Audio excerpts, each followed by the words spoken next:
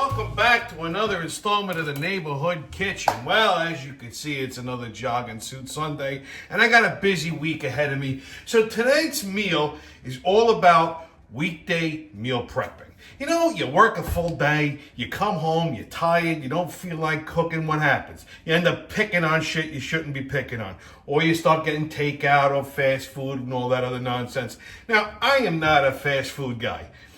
I couldn't even tell you the last time I had it. And takeout, I only do once in a while. I prefer a nice, hot, home-cooked meal. But let me tell you something, man. I'm tired. I don't feel like cooking when I come home. So I like to have some ready-to-go meals right in the fridge. Take them out, heat them up, eat my dinner, and, you know, enjoy the rest of my evening. And when I meal prep, I like to make something that I can change around a little bit during the week. Because I'm not a big fan of leftovers, depending upon what it is. So I like a dish that I can, you know, switch it up a little bit. So tonight's meal prep dish, get ready for this, kids. Cornbread stuffed turkey meatloaf with roasted garlic, cheesy mashed cauliflower. Did I tantalize your taste buds yet? Well, I hope so. So let's get started. First, what we're going to get started with is our turkey meatloaf, since that takes the longest to make. So make sure you preheat your oven at 325 degrees. And now what we're going to do is we're going to start on what we're going to mix into our pan on the stove getting hot, because what I want to do is I want to saute some vegetables. I have what's called an mirepoix here. Nice big French culinary cooking term. A mirepoix is a universal base for all kinds of soups, stews, gravies, you name it. It's in Italy and in Spain, it's called a sofrito. But basically what an mirepoix is carrots, celery, onion diced up. I have a nice fine dice on this because when I mix it into the meatloaf, I don't want big chunks of anything. I just want it to kind of like just evenly distribute through the meatloaf. Reason I'm sauteing it, you don't have to, but it adds another little depth of flavor. Plus, the vegetables are going to add some much needed moisture to the meatloaf because turkey is, as you know, very lean, so it tends to dry out. So what I do is I get my pan nice and hot. I'm going to add a little extra virgin olive oil, and I just want to sweat these out, just a light saute. Here we go. We got our. So I'm using like probably. You hear that sizzle? That's what you want. I'm using about 2 medium-sized carrots that I diced up, 2 celery ribs, and 1 medium Vidalia onion. Okay. This is also a good way to get the kids to eat their vegetables. Okay, if you got picky kids, just hide it in meatloaf, okay? So there we go. All right, we're going to season this up real simple.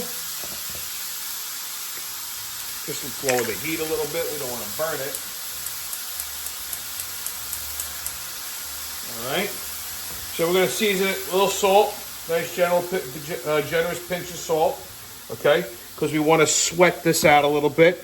We're going to add some fresh cracked black pepper, like that, okay? And I'm going to add a little bit of Emerald's essence. Now, I make my own essence.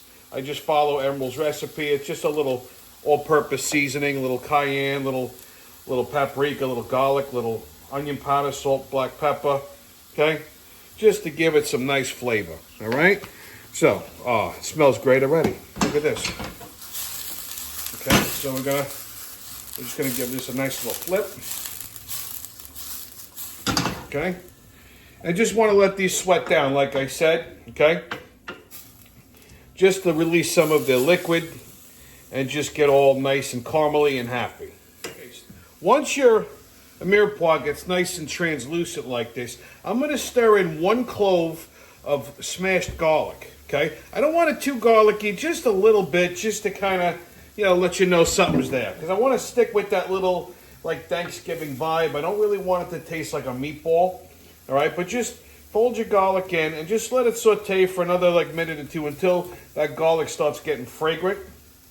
Okay? And then we're going to take this off the heat and let it cool because we don't want to mix this into our meatloaf while it's too hot. Our vegetables are cooling in the pan. We're about ready to put together our turkey meatloaf. Now, before you start digging around in the turkey, I also made, I'm using a little help from the supermarket because, you know, like I said, this is weekday prep. We don't have time to go scratch made. That's okay, you know. Not every night has to be a gourmet meal, you know, okay?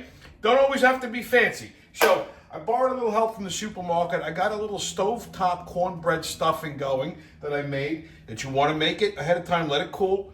And I also got a little Heinz gravy, turkey gravy that I picked up at the supermarket, tried and true. Even though I like my own gravy better, in a pinch, this is good to go. So, you got all of that ready to go because that's all going into the meatloaf as well. I got 2 pounds of ground turkey.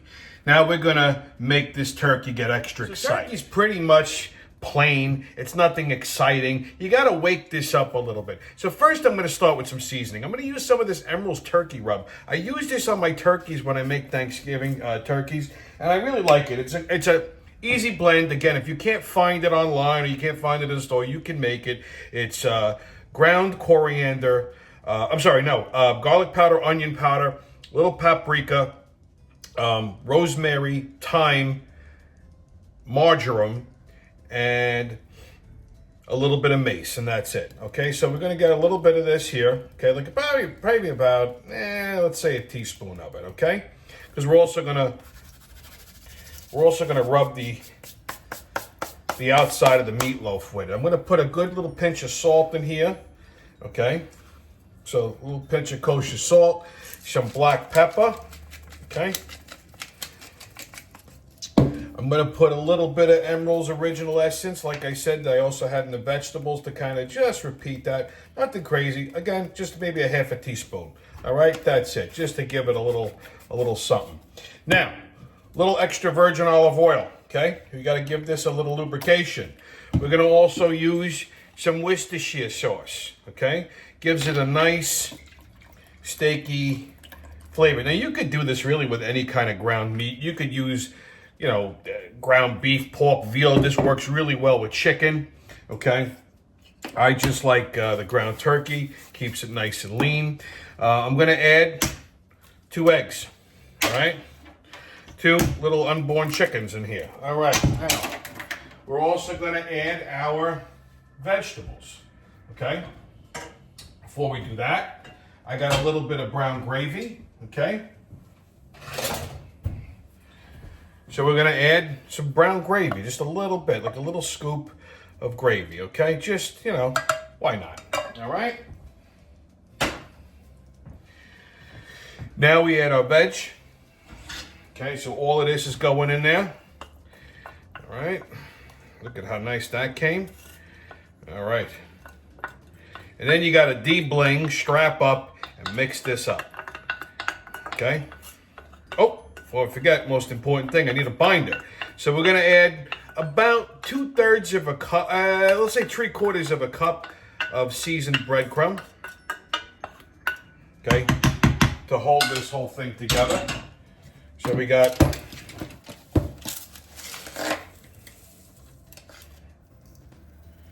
okay. I don't mind if this is a little bit bready. It's not a meatball, it's meatloaf. Okay, so about 3/4 of a cup of breadcrumb. Now we got to de-bling and mix this bad. So now we got our turkey mixture all mixed up. And I got to tell you something, this smells like Thanksgiving. You want a little Thanksgiving when it's not Thanksgiving, this is a good dish to make. So what I'm going to do is I'm going to scoop it into a loaf pan, but I'm only going to fill it halfway up because I'm going to make a tunnel with the stuffing, okay? So we just get a couple of scoops. Make sure you oil your loaf pan up really good so it doesn't stick. Okay, and you just want to kind of just mash that all down in there. All right, don't be bashful. So we're just going to get a couple big scoops of our mixture. Now, if you needed to add, I needed to actually add some more breadcrumb to this when I was mixing it because you want it to come together. You want it to be a little sticky like that. All right, so make sure you get a nice formation. Pack it together so it doesn't break. All right, push it into the corners, nice. It's like baking a cake. Now we stuff it. Now, as you can see, I got the stuffing laid out, like I made a little log and I pushed it down into the middle of it. Now I'm going to cover the rest of this with the rest of my turkey mixture, really pack it in, and then we're going to put it on a sheet pan, pop it in the oven. Done, this is what it should look like, okay? Now what we're going to do is we're going to just turn it out onto a sheet pan, okay? And then we're going to season it and pop it in the oven. So, oil your sheet pan up. Easy way to do that is just like that, okay? Give it a good bounce. And if this is oiled up properly, it should pop right out. And there you have it. Deep panned, nice and easy. So, from here what we're going to do is, I took a little bit of my gravy. I'm going to brush this down with the gravy, okay? And use this as my binder, kind of. I'm just going to give it a little pour, okay? All right. You don't want to use all the gravy. You just want to, just a little bit of a, just to kind of put a little glaze on it, right? Just want to do that because then it gives the seasoning something to adhere to, okay? So just want to go all the way around. Just give it a nice little brushing, all right? You can cook this in the loaf pan. It's just going to be a pain in the ass to cut. Well, I mean, if you greased it properly, it should pop out. But what the problem is, it doesn't brown nicely when you do that. So like this way, at least it's going to brown nice, all right, on all four sides, all right? There we go. So now we got that brushed. Now we take a little bit more of our turkey rub, and what I do is just, just liberally season the top of it. All right, just give it a little something. And there we go. Now this pops into the oven at 325 for an hour and 20 minutes, and then we'll start working on our mashed cauliflower. Okay, so while we're doing that, I had a little sauce pot, a little stock pot on the stove that I filled with chicken stock. Now you could use water if you want, but usually when I'm making like mashed potatoes or mashed cauliflower or something like that, I like to cook it in stock. It just gives it a little extra flavor, but certainly water would work too. So you want to bring your liquid up to a boil, which we have. And then I'm going to take one head of cauliflower that I cut up into florets.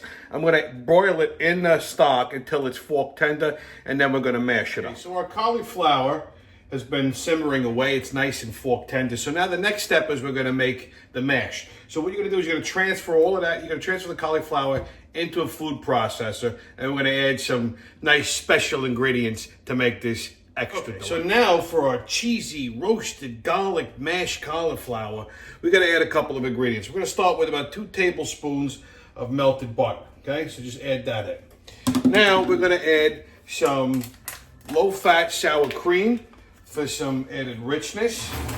So we're going to put a couple of tablespoons of this in here. All right. Matter of fact, I'm going to probably use about 1/4 cup. So just put the whole. There you go. It's a little sour cream. It's going to give it some nice tang. Okay, give it a little body. This is a great alternative to mashed potatoes. If you're doing a low carb, keto friendly kind of diet, mashed cauliflower is great. It's so good for you. Lots of fiber, which, keeps everything in the machine moving along, All right, so there you go. You get your sour cream and a little bit for the chef. Delightful. Now we're going to use I'm going to say about 1/2 cup of heavy cream. I'm just going to, not heavy cream, half and half. I'm just going to eyeball this, okay? We don't want to put too much in. We'll add to it as we need. I'm going to add a good pinch of salt, okay? Because cauliflower needs help. It needs some salt, okay? Let it know it tastes like something. I'm going to add a lot of fresh cracked black pepper because I like that. Okay, pepper's good for you. At least that's what I keep telling myself. Now, for the roasted garlic. How do you roast garlic, you might be wondering? Simple. You take a bulb of garlic. You chop the top of it off. You drown it in some good extra virgin olive oil. Don't be stingy on the salt. Wrap it up in a little aluminum foil and stick it in a 400-degree oven for about an hour. And forget about it. You take this out, you could squeeze this onto a tire, and it would be the best tasting tire you've ever had in your entire miserable life. You're welcome. Okay? Look at how Oh, I did this morning, and the whole house smells just fucking wonderful. Look at that. Look at that. Look how caramely that is. I'm not going to waste any of that oil, okay, that garlic oil. You could just spread this on toast. I'm not even kidding. So just squeeze that garlic out, okay? Just going to go in there. All right, just, hey, yeah, baby. All right, come on. There we go. That's it. That's what I'm talking about. I'm telling you, this is like food porn. Yeah, here we go. All right, so we got all of my hands are going to smell like garlic for the next month. I love it. Love it. Okay, let me just, that's amazing. Shit, you mix that into some spaghetti with a little olive oil, a little hot pepper. That's going to be lights out. Just lights out. Okay, so now we got all of our ingredients into our food processor. We're going to pulse this until it comes together and makes a nice... Oh, wait, almost forgot. I want to add... Actually, I'm going to wait to add this, okay? I want to get this mixed up first. So, like I said, pop the lid on. And we want to get this... Come on. There we go, okay? And we're just going to pulse it until it comes together and forms a nice creamy mixture. If you got to add a little bit more... half and half as you go. Keep adding a little more half and half as you go. Okay, so our cauliflower is done. That's the kind of the consistency we're looking for right there. I also forgot to tell you, you gotta add like a nice handful of grated cheese, okay, because it tightens it up a little bit, gives it a little extra flavor. Now we're gonna transfer this to a mixing bowl for the next step. Here comes the fun part. Now you could just serve it just like this, and it would be perfectly fine. But you know me, I don't like to leave things, simple. I like to make them a little extraordinary. So I'm going to take some nice fresh chives like this here, okay? And I'm just going to take my kitchen shears and I'm just going to clip some nice fresh chive in here, okay? Just to give it a little, just to brighten it up, give it a little bite, a little depth, a little color. All right, so just put some nice fresh chives in here. That's why I want to put this in with the food processor. I want these kind of like whole, like a little toothsome. And like I said, just give them like a little haircut like that, okay? Some nice chives, and then the cheesy part comes. Oh, you thought the grated cheese was the cheesy part? No. All right, so we got our chives. Now, we got a whole block of Munster cheese that I shredded up. That's gonna go in here. We're gonna fold this all together, and then you're gonna see the magic really happen. I can hear you guys. Just like, I can hear you, your ass is puckering. You're getting all excited over there. You're like, what is he doing? He's a mad scientist. So now you just want to fold in your Munster cheese and your chives, right? And this is also gonna tighten this up a little bit too, which is nice. Okay? And wait till you see what we do next with this. Oh, your minds are gonna be blown. Okay, so I put my cheesy mashed cauliflower into a casserole dish. I made a little gremolata by toasting some panko breadcrumbs in a little extra virgin olive oil. I put it on top, and I just hit it with a little dusting of grated cheese. Now I'm just going to pop this in the oven at 350 for about 20-25 minutes so it gets all nice and browned on top and all nice and gooey and cheesy and melty and delightful. And then we get ready to plate. So our turkey meatloaf and our cauliflower are out of the oven. These things are ready to rock. Just take a look at this. Just look at this. Does this not look friggin' magical? This cauliflower smells unbelievable. Now we're gonna plate this up and we're gonna eat. So just look at this beautiful dish with the stuff, the cornbread stuffed and the meatloaf, this beautiful cheesy mashed cauliflower. I got a nice, beautiful glass of Blakemore Chardonnay. So, allora si mangia. A salute. Drink up and be somebody. All right, let's dig in. Okay. First, I gotta go the cauliflower out here. Just look at how cheesy that is.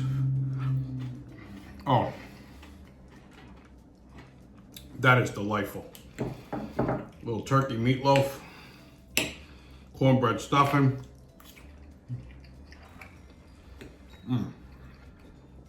This would even be good with some cranberry sauce. This is a Thanksgiving meatloaf right here. So from my neighborhood to yours, get out there and eat something, will you? Salud.